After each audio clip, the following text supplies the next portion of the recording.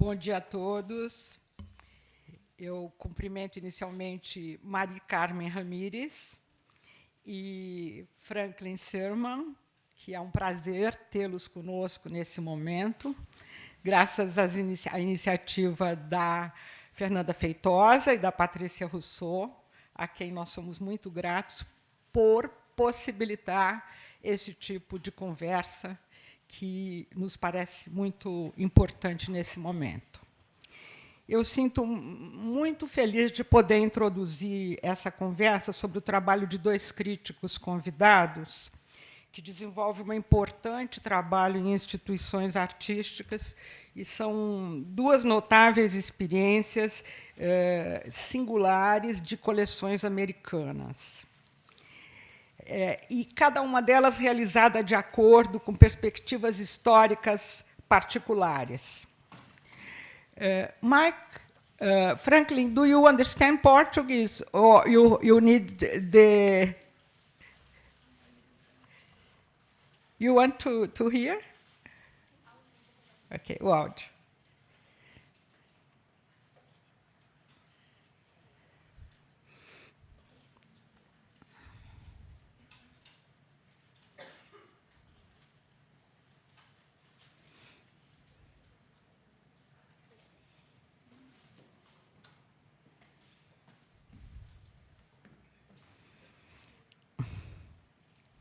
Maria Carmen, also, do you want to hear? No, everything. Okay.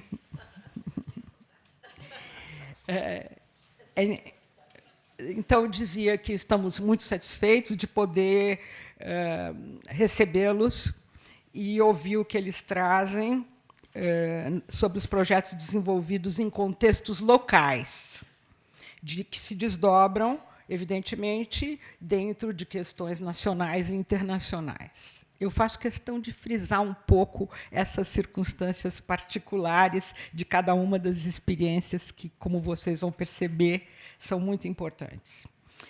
Então, o debate sobre coleções latino-americanas desperta hoje crescente interesse em São Paulo, no momento em que as obras ganham espaço no mercado de arte. E traz, assim, à baila algumas questões de fundo. Eu aponto, inicialmente, a tardia compreensão do valor atribuído ao legado produzido pelos artistas da América Latina. Como todos sabem, pintores latino-americanos só passam a ser internacionalmente reconhecidos de acordo com coordenadas da arte ocidental moderna, à medida em que participam de movimentos de vanguarda do hemisfério norte, e, quando lá estão transpostas, pode-se transpor a experiência ou se sente permeável às experiências características de outras culturas. Por muito tempo, e por muitas razões, a avaliação da obra artística permanecerá sujeita à compreensão de tradições internacionais. Poderia-se dizer, até o período das vanguardas do primeiro modernismo do século XX. Hoje já não se desconhece as poéticas modernas de âmbito local no contexto da América Latina, nem a capacidade de radiação artística continental, como se poderia dizer sobre a pintura muralista ou sobre a versão construtiva da arte na América Latina. No terreno da arte, que é um terreno controverso, como todos que estão aqui sabem, sempre haverá muito a refletir sobre a atribuição de valor estético, que alicerça o processo de criação artística. Ora, precisamente para isso, deveria concorrer a crítica. É sobre o que se espera que atuem os museus nacionais, no apuro da participação de artistas na formação da historicidade da arte e na ampliação da visibilidade dos contemporâneos. Então, eu vejo, portanto, com satisfação que nós temos aqui reunidos pessoas que se situam nas diversas pontas do sistema de arte. uns com a sensibilidade de fruidores de obra que formam coleções particulares, outros com a tarefa crítica dos especialistas, na aventura de ancorar coleções em museus ou atendendo à condição mercantil da obra. Cabe a todos, afinal, indagar o que aproxima obras de artistas do continente americano. Que critérios identificam artistas entre pares e obras latino-americanas? O que possuem em comum, se é que possuem, como apreciar necessidades simbólicas que brotam da vida em diferentes territórios e em circunstâncias tão heterogêneas. Desde quando as obras passam a ser colecionadas em conjunto, falando e passam a falar enquanto tal, enquanto elementos de um conjunto, ou passam a pertencer a acervos internacionais. São várias transições necessárias pelas quais a arte passa. Eu tenho a certeza que as experiências concretas dos convidados permitirá nortear uma conversa sobre a tardia formação de coleções latino-americanas que só neste século tornaram-se disponíveis na esfera pública. Eu cito, por exemplo, o Museu de Arte Latino-Americana de Buenos Aires, o MALBA, que vocês conhecem, que surge no início do século XXI, obra de sensibilidade do empresário argentino Eduardo Constantini, que reuniu coleção de artistas da América Latina a partir de expressões da modernidade do século XX. Teve iniciativa de criar uma fundação e constituir um acervo público. Lá se pode ver o Abapurô de Tarsila, ao lado de Chu Solar e de Torres Garcia. Então, eu aponto, inicialmente, nesse caso, uma iniciativa de um colecionador. Um marco relevante nessa questão foi a criação da coleção latino-americana no Museu de Fine Arts de Houston, pela iniciativa da crítica e curadora Carmen Ramírez, projeto desenvolvido no interior do International Center for the Arts of the America, que acolheu o projeto Documentos Críticos sobre a Arte da América Latina e Arte Latina nas Américas, para o qual concorreu uma fortuna crítica preparada por especialistas desde diversos países das Américas. O projeto tem um grande mérito de provocar um foco da questão, observando a produção artística na América Latina, e assim como observar a produção dos latinos que habitam o continente americano. Quer dizer, há uma grande renovação na perspectiva a partir da qual é possível observar as obras. Deste modo, das Américas, eu me perdi. Então,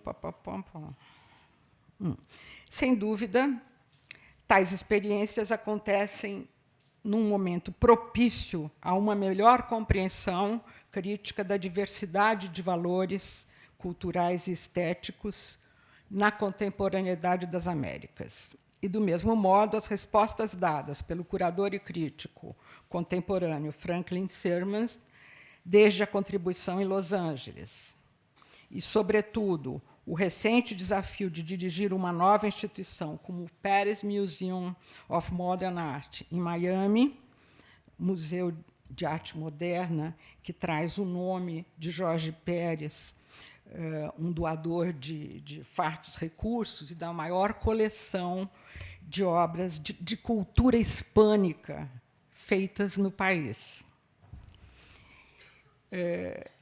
De que modo é possível transformar a cena, aceitando o desafio e dando visibilidade a uma cultura que se consolida à margem e se forma distante dos padrões oficiais, alimentada pela música e dança pop, como revela o autor, que é o Franklin Sirmans, em seu magistral estudo sobre a obra de Jean-Michel Basquiat.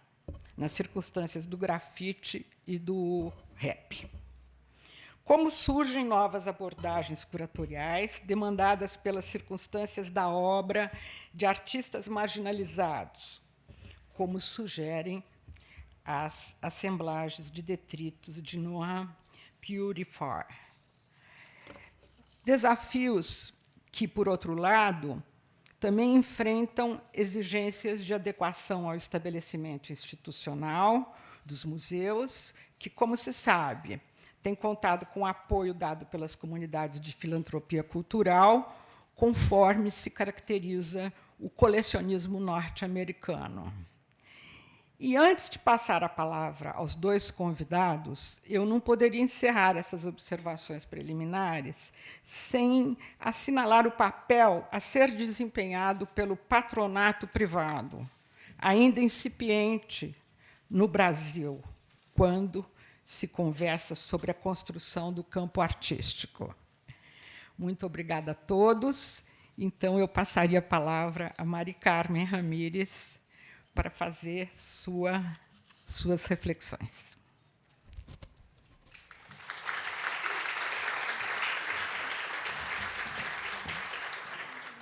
Senta. Senta aqui com o papel atrás, fica melhor.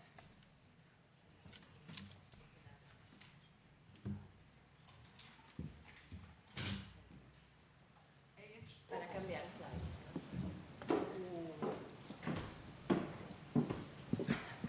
Ela está querendo para trocar o...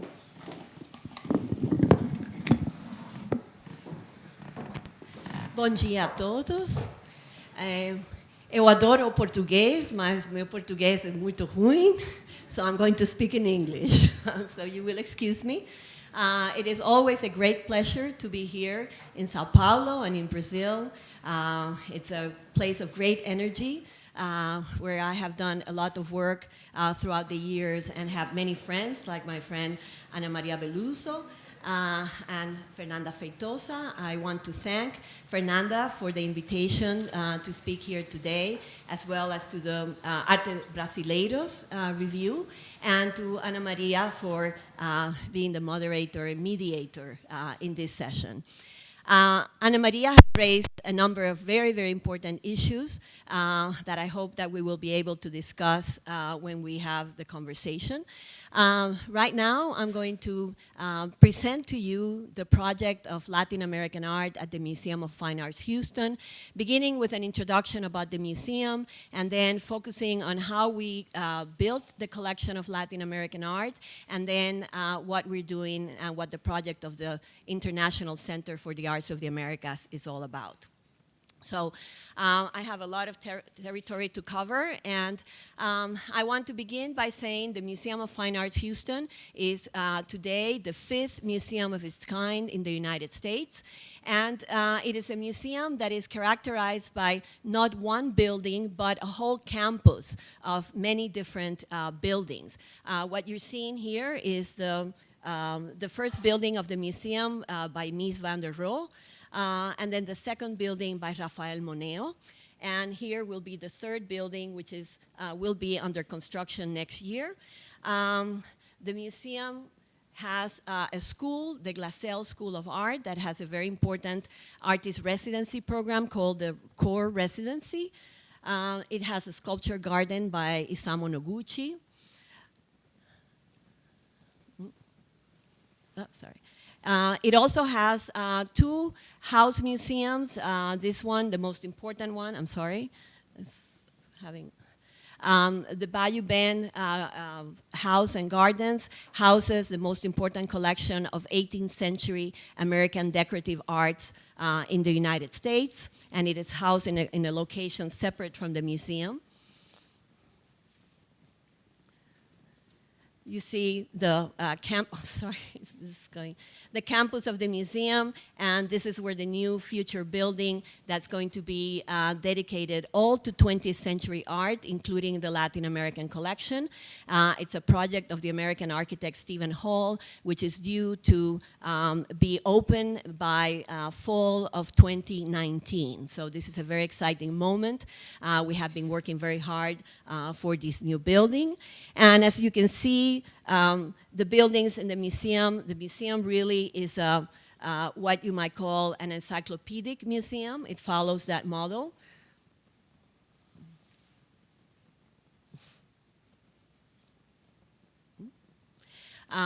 We have art from all the way from ancient Greece and Rome to contemporary art. And the area of 20th century art is the area that has been growing very, very fast in the last few years because we have one of the largest endowments for the acquisition of modern and contemporary art. And certainly Latin American art has benefited from this endowment. We have major works by American and European artists, as well as by Asian artists that we have been acquiring over the last few years. Now, in this context, in the year 2001, I was invited to establish a Department of Latin American Art at the Museum of Fine Arts Houston. The director of the institution at that time, Dr. Peter Marcio, had a lot of vision. He was a great visionary, and he understood that the United States was undergoing a very strong demographic change. The Latin American population, the Latino population of the United States, is by now the second largest minority population in the United States. There are 52 million Latinos, which is 17% of the US population. In Houston alone, the Latino population is 40% of the, it's supersedes the white population in Houston. 56% of the children in Houston public schools are Latino. And the Latino population is not only limited to Mexico, which was the origins of these demographics, but it is now composed of people from all of Latin America, including Brazilians, Argentinians, Colombians, Mexicans. They make up this very diverse group. So Houston is, on the one hand, by having a program of this ambition in Latin American art, is responding to the needs of its increasingly changing population. And at the same time, it is trying to position itself as a gateway between the United States and Latin America, because geographically, we're in a position to do that. So in the year 2001, we established the curatorial department, and I was faced with a challenge, which was a great challenge, perhaps one of the most ideal situations that curators would like to be in, which is to build a collection from scratch. The museum had nothing, very few things of Latin American art. It had some photographs, it had some prints and drawings, but basically, there was no Latin American art at the museum. So we had to devise a strategy to build a collection of this very, very complex region. So the first strategy was to move away from the so-called the fantastic. I have been one of the presidents of the anti-Frida Kahlo Club. And one of the first things we needed to do was to debunk the stereotype of Latin American art. So for 15 years, we have not shown Mexican art at the museum, and we have bought very few Mexican art. So we decided to start with the avant-garde, and we did in 2004 a very important exhibition called Inverted Utopias, the Avant-Garde Art in Latin America. This exhibition, I'm showing it to you because this exhibition really became the matrix upon which we built the collection. Confronted by, how do you start to collect in such a vast territory, we figured that if we could collect some of the art that we had in this exhibition, which was made of key figures, avant-garde, all the avant-garde pioneers, the artists who not only contributed to expand the limits of art, but also contributed theory, original theory, not only to Latin American art, but to 20th century modernism. If we could start with these figures, we would have a great collection. And so we not only started to buy works from Inverted Utopias, but the model of Inverted Utopias became the model upon which to shape the collection, because collections are usually shaped in a very haphazard way. You buy something because it's offered to you, then something else appears, then something else appears. But in this case, I have been building the collection as if it were a temporary exhibition. I am establishing connections between the works as if they were a temporary exhibition. And that's because Inverted Utopias was based, we called the constellation model, which was to break away from geographic or historical surveys and place the artists in relationships, in very flexible relationships with each other. So you have here, for instance, the constellation of play and grief, which focused on Colombia and Argentina in the 1960s. You have the constructive art from Argentina as well as Brazil.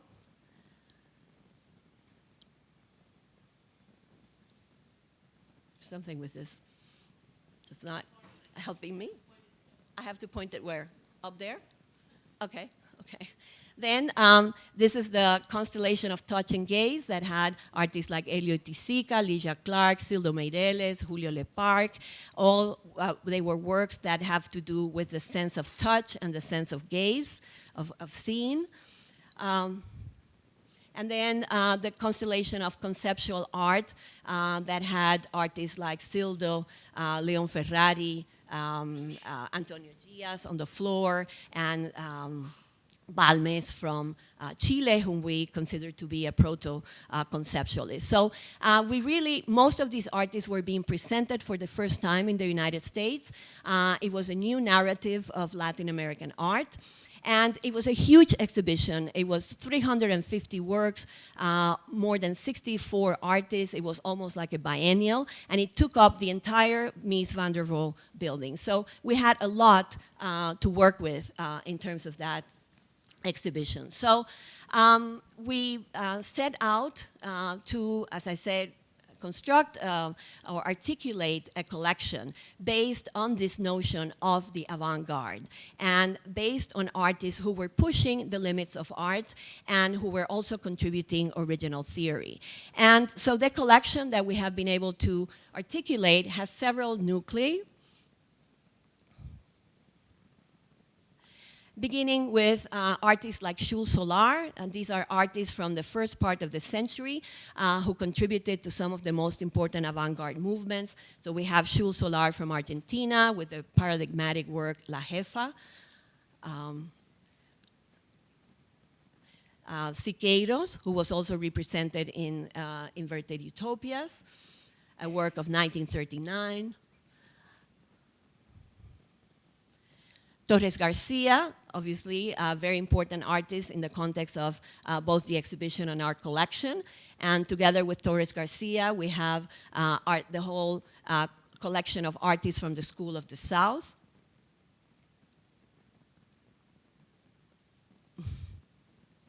Such as Francisco Mato, Gonzalo Fonseca, Julio Alpuy, all the artists who worked with Torres Garcia and went on to do their own thing afterwards.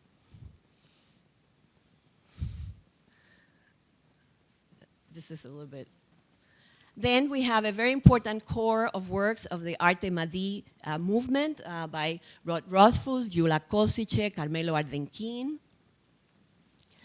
We have very important works by Jesus Soto and Carlos Cruz Diez, examples of Latin Americans who actively contributed to the kinetic movement.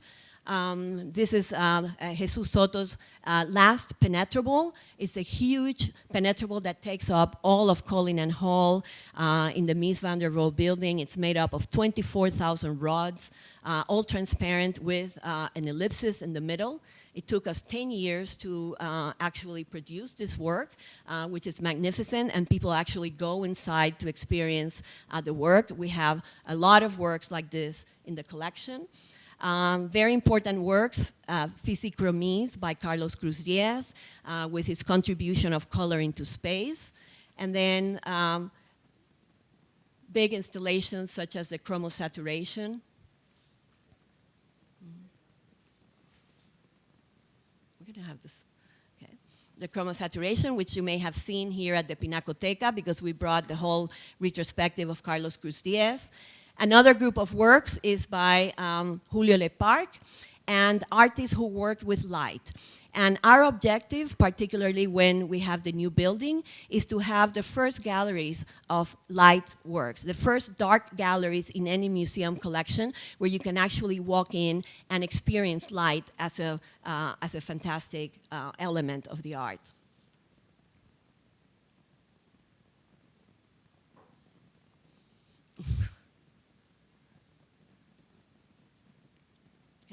These are examples by Abraham Palacinik from the Lerner collection and by Gyula Kosice. All of these artists were really pioneers in the use of light, and in the case of Kosice, in the use of water. And this is a very, very important work by Gyula Kosice. It's the Hydrospatial City. It's a major installation that we acquired a few years ago that reveals his concept of life outside of the planet Earth. He was, as early as the 1940s, concerned with the survival of the planet and how humanity was going to survive. And he made this series of plexiglass maquettes that are habitats for human activities in space. It's a major work consisting of about 18 of these maquettes that are sculptural works in and of themselves, as well as light boxes.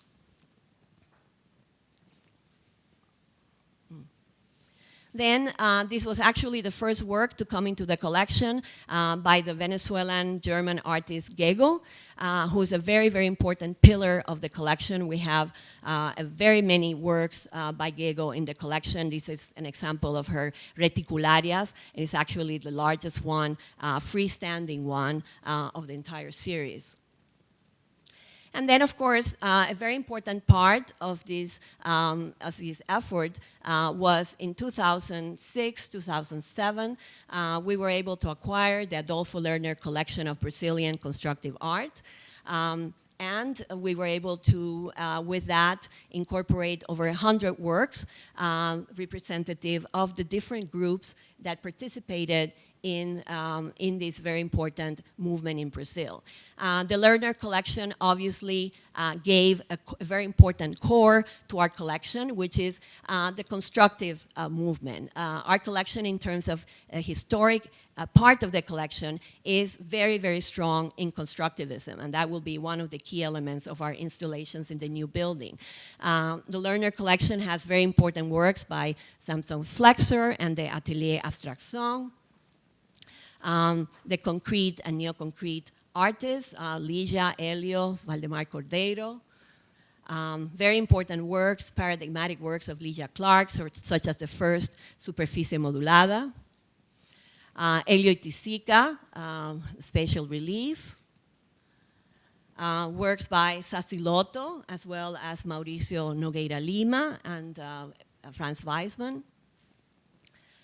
And then all the independent artists who worked at the same period, such as Camargo, Volpi, Milton da Costa, and Mira Schendel.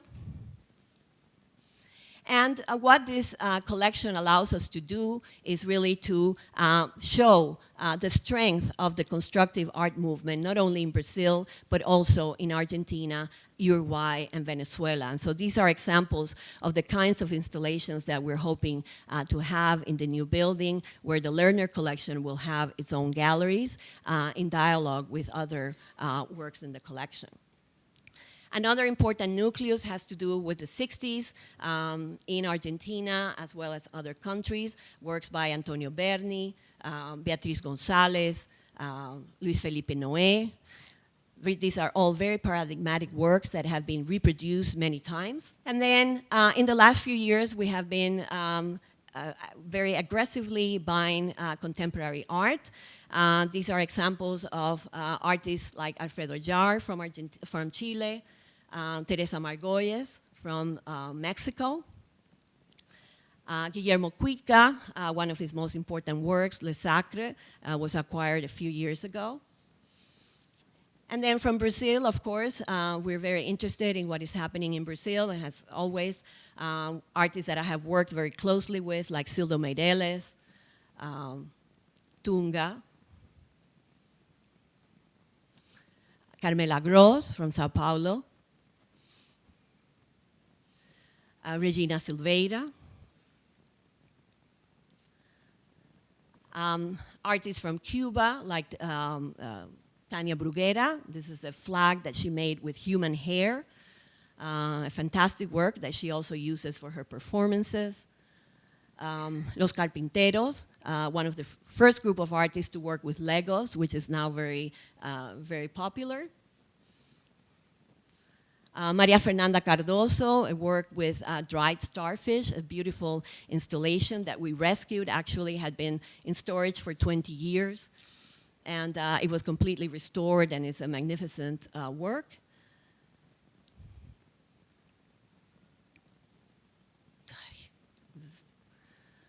Miguel Angel Rojas, with the works that he does with leaves of the coca plant, the cocaine plant.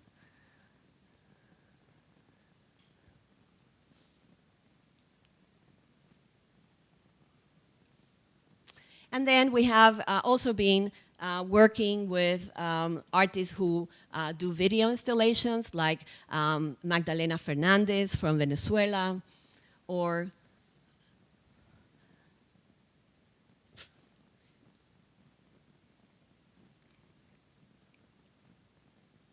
I don't know what's wrong with this, but Miguel Angel Rios with the video Mecha, and Javier Telles with major installations like Joan of Arc. Our relationship, another way in which we have been building the collection is by establishing partnerships with, for instance, Fundación Gego. We have all of the Gegos that, from Fundación Gego, over 700 Gegos live at the Museum of Fine Arts Houston, and we manage the work for them on a long-term loan, as well as the Carlos Cruz Diaz Foundation, which has also become part of the museum. These are crosswalks right in front of the museum that already established the presence of Carlos Cruz Diaz. So that gives you an idea of what we have been doing in terms of the collection. And then at the same time that we did the collection, we established the International Center for the Arts of the Americas. And this was a center whose mission is to promote and educate and audiences on Latin American and Latino art, as well as to do research, which from my point of view is fundamental for any of these efforts. It's impossible in a country like the United States, where people don't know the difference between Brazil, Argentina, or Venezuela. They don't even know where they are because it's not taught in schools. It is very important that any of these efforts be accompanied by solid research. So we have produced over 15, 20 books, major publications, frequently accompanying the exhibitions, or having to do with separate topics that we publish in a separate series of books that have to do with topical issues in Latin American or Latino art. And, but the cornerstone of this project is the Documents Project, is Documents of 20th Century Latin American and Latino Art. It is a major, it's a digital archive that has to do with the recovery and publication of primary source materials for Latin American and Latino art. This is not an archive of images. It is an archive of documents, of texts. And the main purpose is to allow us access to the intellectual production of Latin American and Latino artists, to prove that Latin Americans made original contributions to theory in Europe and the United States or Latin America. So this is an access project. We do not collect papers. We do not collect documents. We have no pieces of paper in Houston. We created this in a very hard way, because in order to do it, we had to create teams, and we had to create a network of researchers all over Latin America and the United States. And so we created a network of over 150 art historians, curators, digital, humanists, catalogers, etc. And you can see here all the different cities in which we operated between 2003 and 2012. And still, there are a couple of teams that are still active, all the way from the United States, from Notre Dame University and UCLA, all the way down to Valparaiso and Buenos Aires. We had teams operating out of 16 cities in the US and Latin America. And these are some of the teams that participated. The UCLA team, who oversaw all of the Latino recovery in the United States. Curare in Mexico City dealt with all of the production in Mexico.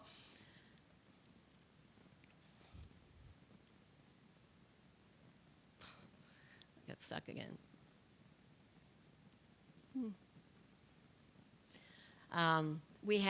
This was a very multifarious effort because we had partnerships even with banks like Banco Mercantil in Venezuela. They hosted our team. We had relationships with the universities such as Universidad de los Andes in Colombia, or with the museum in Peru, the Mali Museum. They hosted our team. And here, Ana Maria Belluzzo coordinated all the efforts of the Brazilian team, which we did in partnership with FAPESP as well as with the FAO, and had the most beautiful setting of all the teams at the FAO in Higienópolis. And then, of course, Fundación Espigas was a partner from the very beginning. And then finally, our team in Houston, which after all the teams finished, we expanded our team. And I have to mention that a key member of our team is Bruno Favaretto from Base Sete. Base Sete here in Sao Paulo was the one who has worked with us from the very beginning to create both the database and the website for this digital archive. And Bruno has been the architect of all of these efforts. So we also have, as part of this effort, we have the Critical Book Series, a series of books that accompany the archives, as well as a series of working papers to promote the research of our own researchers and network people. So this is what the website looks like. I invite you to go and search ICAA Docs in Google, and you will be able to enter. We have over 12,000 documents, of which we have already put up in the website about 7,500. And we're in the process of finishing all the backlog. Right now, almost all of Brazil is up, and you can search all the documents that Ana Maria and her team put together. What this website does is that you have access directly to the documents. You encounter a page initially that will give you a synopsis and an annotation, which appears in Spanish and English, eventually in Portuguese too. And then from there, you can go and access the documents itself. And I'm just going to give you a sense of what the documents in this website are. We have very important writings by artists, many of whom we did not know used to write. So we have artists like Carlos Merida writing about doing art criticism and writing about artists of his own period. So this is very important, not only for understanding Carlos Merida, but also many of the artists in that period, in the 1920s and 30s. We have notebooks, for instance, by Elio Itisica that are valuable to understand the composition and his thinking about the construction of the Grande Núcleo, which is a work that has been partially lost, if not completely. We have journals of, for instance, Abraham Palachinic that have to do with his Aparelho Cinecromático, which is in the Lerner collection. And so this is the backside of the Aparelho, and those, what I showed earlier, are his annotations for this work. And then, for instance, Leon Ferrari, we have the drawings that he did for this major work of Western civilization. It's the bomber jet with the Christ, a very paradigmatic work of Argentinian art of the 60s, which you can see here, of 1965. We also have manifestos, of course. Those are a very important aspect of the archive. We have reviews from many different countries and movements. We have newspapers, newspaper clippings from the various countries. We also have catalogs or articles that have been published in catalogs, both in the United States as well as in Latin America. And then what we consider to be ephemera, such as letters. In this case, a beautiful letter between Rafael Alberti and Ferrari, part of a correspondence where he also drew and did a very special calligraphy. The documents project is, as far as we know, the only one of its kind. When we launched it in 2012, it generated an immense amount of attention all over the world.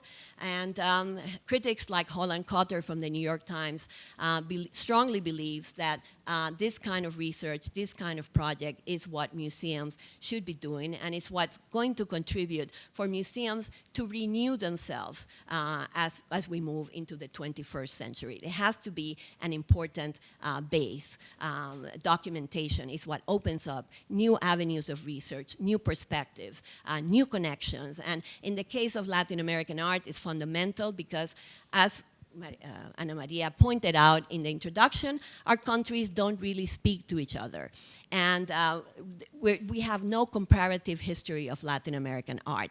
And yet, when we did this project, as you may recall, Ana Maria, in one of these conferences of the group, the Brazilian group presented about the idea of integration of art and architecture in the 1930s in Brazil. And at the same conference, we had researchers from Chile presenting on the integration of art and architecture in Chile, also in the 1930s and 40s, and the Mexicans were also presenting about integration of art and architecture in Mexico. So there are immense affinities between all of these movements and groups in the Americas. And the role of this project is really to bring them to light as much as we can.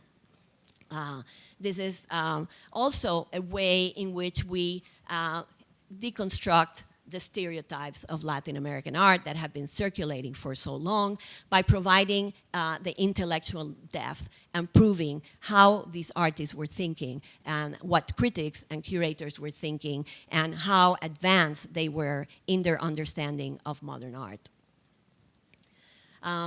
Just to give you a sense, right now we have over 7,500 documents on the database. We will have about 12,000 when we finish, but we will continue to incorporate new documents. We're in the process of re-envisioning what the project is going to be like for the next decade and to come up with a new model for incorporation of materials.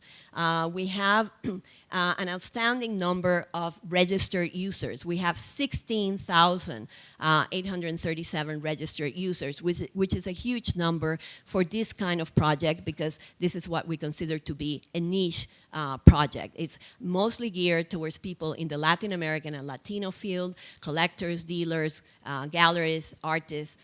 So it is geared towards a very restricted field. But it is free of charge, and people from all over the world can access these documents. I did not show you the pages, but you can actually sit down and read the entire document as if you were sitting in an archive. You can also print them, you can also email them and share them with other people. So it is, I think, a great resource that was very much lacking in our field. And so with that, I leave you with a view of what we have been doing in Houston. It is, as you can see, a very, very ambitious project, but from our point of view, the sky is the limit, and you have to think big in order to do anything that has a transformative effect in the field and in what you're doing. We can only obviously aspire to tell a fragmentary story. We're not trying to tell the entire story, but we continue to operate on the different levels and registers. The collection, the exhibitions, all the exhibitions are based on original research projects. We don't do exhibitions just to show artists. We do exhibitions when we have something to contribute. And the center and the research, the documents project, is integrated into this global vision. You know, we have the research, we have the network, we draw from that to do the exhibitions, to do the books, to do the catalogs, and that also informs what we do in terms of the collection. So it is an integrated effort, and I would be curious to see what some of the actions are, but this is what we have been working on, and the next stage is obviously to establish, to install this collection in the new building that is being planned for 2019. Once we have that collection installed, the Museum of Fine Arts Houston will have the first permanent galleries of Latin American and Latino art in the United States, and probably anywhere outside of Argentina, which right now it's only Eduardo Costantini's Malba Museum that has galleries of Latin American art. Other museums in the United States have representation of Latin American art, but not on the scale in which we have, in which we are planning to have these galleries. And we are not trying, and we can discuss this later on. This is not an effort to ghettoize Latin American art. It is an effort to really get to the specificity of these artisan movements. And when we install these in the new building, we're going to have both separate galleries of Latin American art, but also an integrated narrative where Latin American artists are going to be in dialogue with European and North American artists. So, you know, we want to have it both ways. So, thank you very much.